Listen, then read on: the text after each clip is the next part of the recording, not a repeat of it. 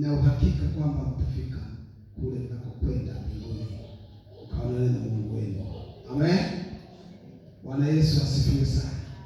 Kwa hiyo endeleeni kusimama kama mlivyokuwa mmesimama mpaka mmefikia hatua nyingine hii. Bwana mlianza mkatubu, baada ya kutubu mkaingia kwenye mafundisho, na mlipoingia kwenye mafundisho leo tena mnachukua hatua nyingine tena ya kuingia kwenye ubatizo. Sasa mmefikia hatua moja nzuri ambao hata sisi tulipita huko.